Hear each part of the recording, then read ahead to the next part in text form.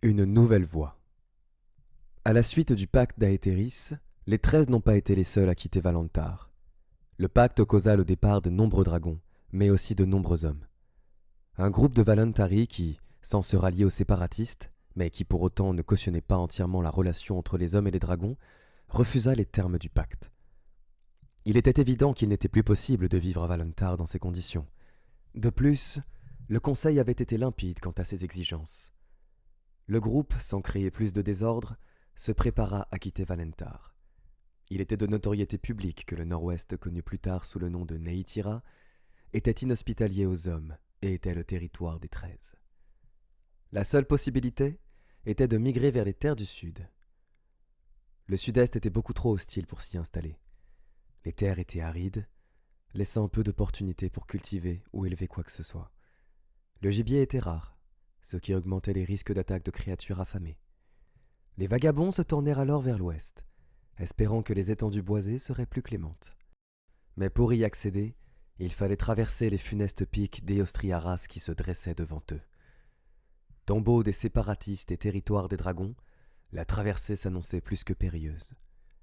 Le groupe ne présentait pas un front totalement uni face à une telle difficulté, et il finit par se scinder. Nombre d'entre eux échouèrent, et leur mort s'ajouta à celle des séparatistes. Les autres survécurent grâce au commandement d'Héléna. À l'aide de ses connaissances en topographie, acquises lors de ses études à l'université d'Eldoria, elle conduisit le groupe qui accepta de la suivre à travers les pics, sur les routes les plus sûres, évitant les antres des dragons. Une nuit, une terrible tempête frappa les pics d'Eostriaras. Le vent, la pluie et le tonnerre menaçaient leur cohorte. Dans l'impossibilité d'avancer plus loin sans risquer leur vie, ils finirent par trouver refuge dans une grotte. Elle était suffisamment grande pour y accueillir un dragon. Avec un peu de chance, ce dernier ne s'y trouverait peut-être pas. Quoi qu'il puisse arriver, ils couraient à leur perte dans les deux cas. Mais ce qui frappa Héléna, c'était l'absence d'odeur de soufre qui caractérisait les nids de dragons. Héléna entreprit de descendre plus profondément dans la grotte pour confirmer ses doutes. Plus elle s'engouffrait à l'intérieur, plus ses pas résonnaient. Mais toujours aucun dragon à l'horizon. Elle finit par tomber sur un nid avec 3 œufs.